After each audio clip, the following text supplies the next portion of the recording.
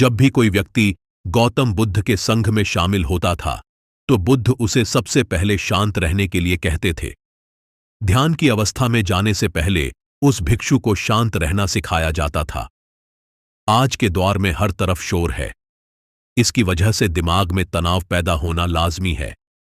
ऐसे में अगर आप हर रोज कुछ देर मौन रहने का अभ्यास करते हैं तो इससे आपके तनाव पैदा होने वाले हार्मोन के लेवल में कमी आती है। इससे आपका दिमाग शांत होता है, गुस्सा नियंत्रित रहता है और तनाव बढ़ाने वाले हार्मोन्स का लेवल घटता है। नमस्कार दोस्तों, स्वागत है आपका मोटिवेशनल टीवी हिंदी पर। आज के इस वीडियो में हम जानेंगे कि किन मौकों पर हमें शांत रहना है और किन मौकों पर हमें बोलना है और शांत रहने से हमारे अंदर क्या बदलाव आ सकता है। तो दोस्तों, कहानी को शुरू करने से पहले अगर आप इस चैनल पर नए हैं तो हमारे YouTube चैनल को सब्सक्राइब कर लें। तो चलिए बिना किसी देरी के इस कहानी को शुरू करते हैं। दोस्तों, संध्या काल का समय था। गुरु अपने सभी शिष्यों को बुलाते हैं और कहते हैं, कल सुबह सब लोग नदी में स्नान करने के बाद तुरंत हमारी कुटिया के सामने उपस्थित हो जाना। सभी इसी से हैरान रह जाते हैं कि हम लोगों ने कुछ गलती की है क्या। लेकिन फिर यह कहते हैं कि हो सकता है कि गुरुजी कल सुबह कुछ अच्छी बात बताने वाले हैं। सब लोग रात को सही समय पर सो जाते हैं और सुबह उठकर सभी लोग नदी में स्नान करने के बाद वापस गुरुजी के सामने उपस्थित हो जाते हैं। गुरु कहते हैं, आज हम तुम सबको चुप रहने के फायदे के बारे में बताऊंगा। गुरु कहते हैं, 10 मौके जहां पर चुप रहने से लाभ होता है और ज्यादा बोलने से नुकसान। गुरु कहते हैं, अगर आप इन मौकों पर शांत हो गए यानी मौन हो गए तो आप जो चाहेंगे वही मिल जाएगा। आपकी जिंदगी में चमत्कारिक बदलाव शुरू हो जाएंगे। जरूरत से ज्यादा बोलना या चुप रहना दोनों ही अच्छी बात नहीं है। जैसे जरूरत से ज्यादा बारिश हो जाना या फिर धूप दोनों ही दिक्कत देती है, उसी तरह अनावश्यक बोलने से भी काफी नुकसान होता है। गुरु कहते हैं कि पहला ऐसा मौका जहां पर व्यक्ति को चुप रहना चाहिए, बिना तथ्य के न बोलें। गुरु ने कहा, अगर आपके पास कोई तथ्य नहीं है तो वहां चुप रहने में ही भलाई है। चुप बैठने से दिमाग में नई कोशिकाओं का निर्माण होता है और इससे ज्ञान की वृद्धि होती है। बोलने में भलाई वही है जहां आपको किसी चीज के बारे में पूरा ज्ञान हो। अगर आप बिना तथ्य के कहीं बोलते हैं या फिर बेवजह बोलते हैं तो आपका वहां मजाक भी बन सकता है। अगर आपके पास पर्याप्त जानकारी नहीं है, ऐसी जगह पर बोलने से आपका मजाक तो बनेगा ही, साथ ही साथ लोगों का भरोसा भी आपसे उठने लगेगा। इसलिए ऐसी जगह पर शांत रहो जहां तुम्हें पता ना हो कि क्या बोलना है क्या नहीं। कई बार कुछ लोग ऐसे होते हैं जो हर जगह अपनी उपस्थिति बताने लगते हैं।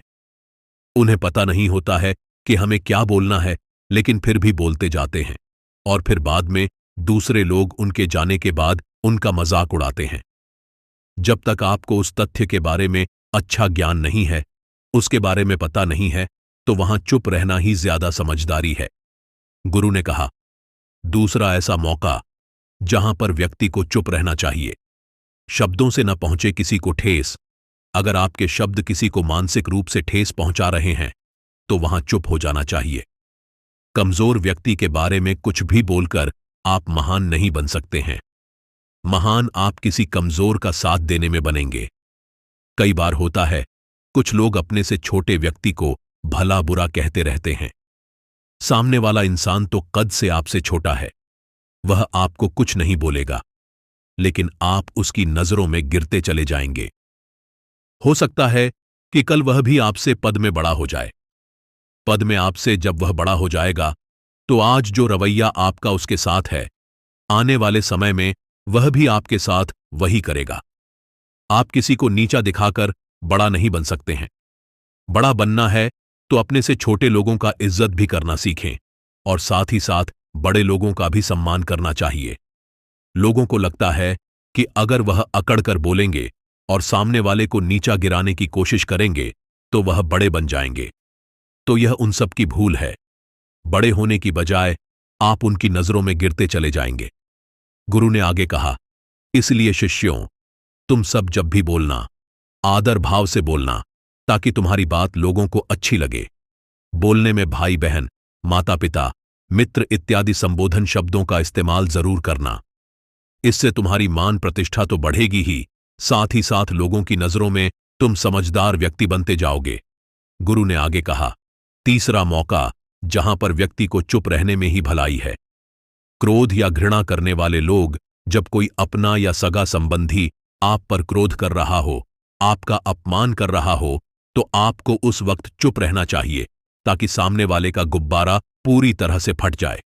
आप यदि सही हैं तो उसे कतई माफी ना मांगे और चुप रहकर ही सही समय का इंतजार करें।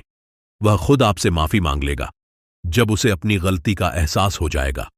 गुरु आगे कहते हैं कि अगर आपका कोई सगा संबंधी आप पर क्रोध कर रहा हो और आप उस समय शांत हैं, तो यह आदर सम्मान देने की निशानी होती है। इससे न कोई छोटा होता है और न ही बड़ा। अगर आपको क्रोध आ रहा है तो आप या तो वहां से किसी का अनादर किए बिना चले जाएं या फिर चुप रहें। क्रोध करने से आपके रिश्ते खराब होंगे।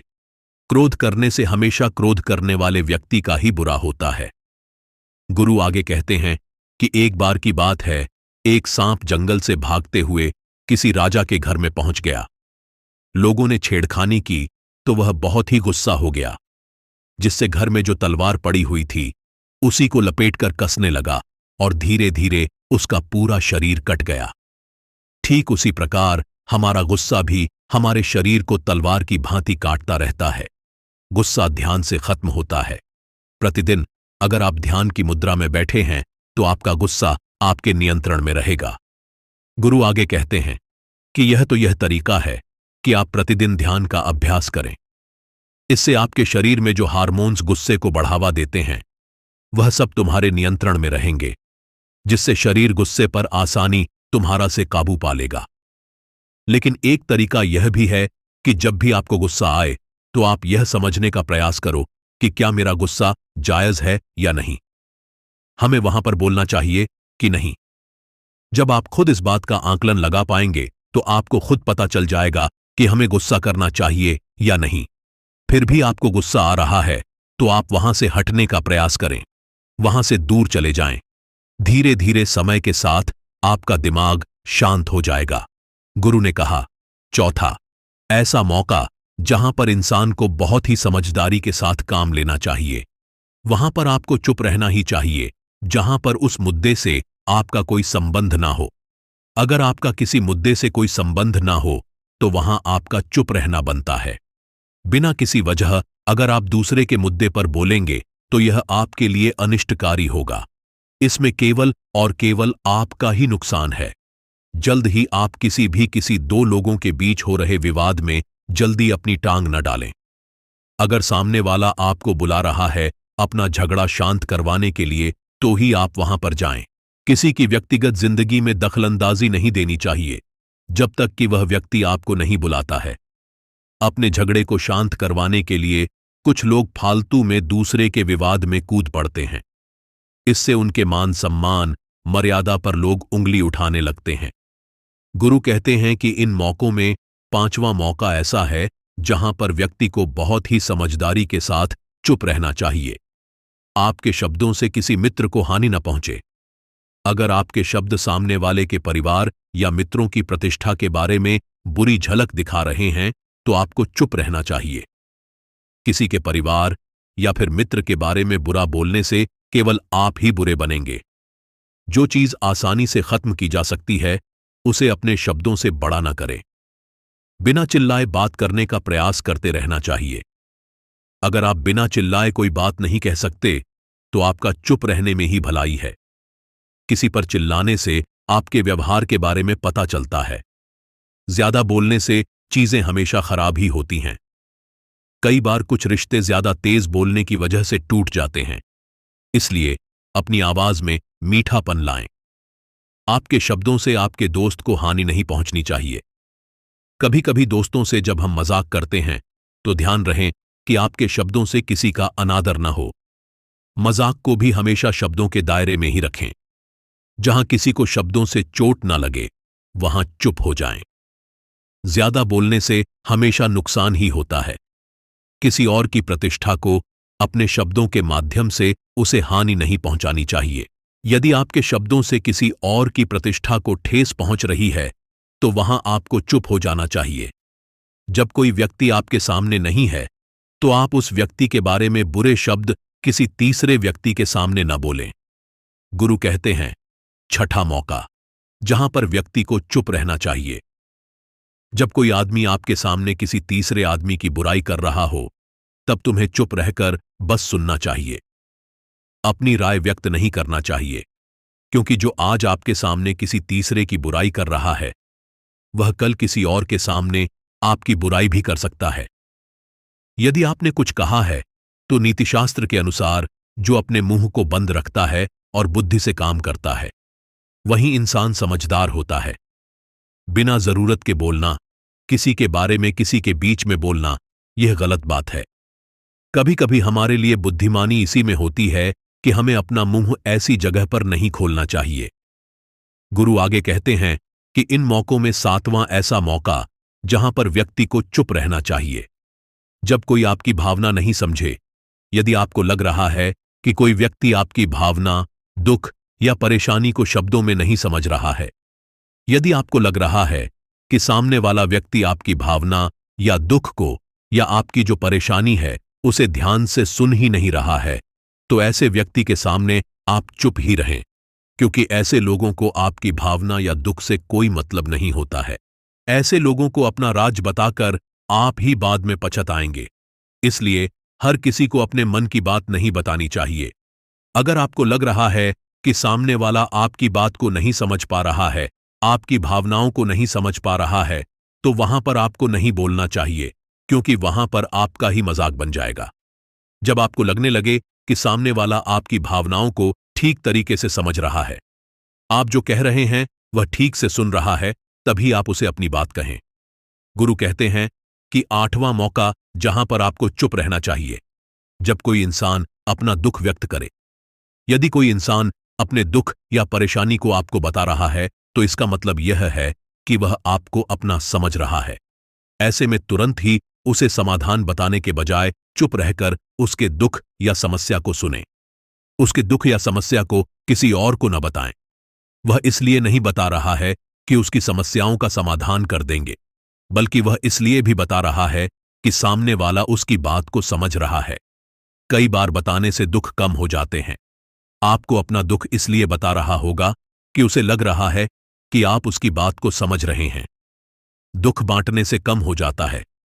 इसलिए जब कोई व्यक्ति अपना दुख आपसे व्यक्त करे तो आप चुप मारकर उसकी बात को बहुत ही ध्यान से सुनें, ताकि उसके दुख कम हो जाएं, उसके मन का बोझ हल्का हो जाए, क्योंकि उसके मन में जो भी बातें थीं वह आपको सब बता दिया। गुरु आगे कहते हैं कि इन जगहों में 9 ही ऐसी जगह जहां पर आपको चुप रहना चाहिए। जहां पर दुष्ट प्रकृति के लोग रह रहे हों और गाली गलौज कर रहे हों तो आप वहां पर मत जाइए।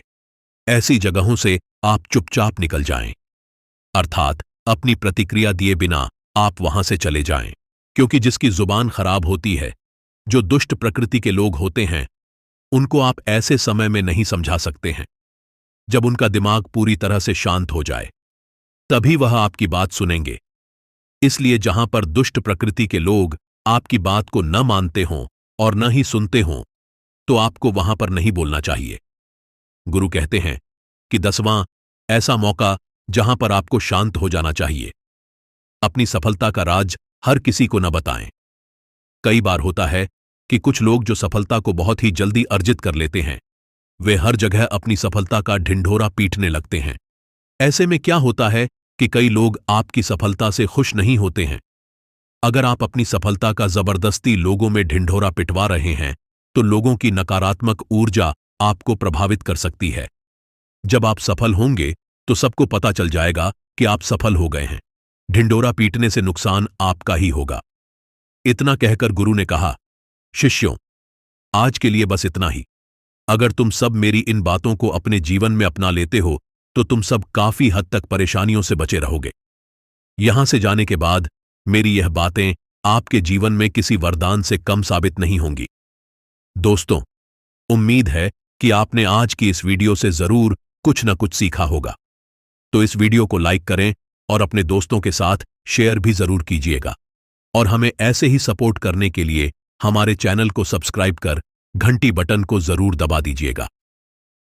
चलिए मिलते हैं फिर अगली वीडियो में। तब तक के लिए अपना ख्याल रखें। धन्यवाद।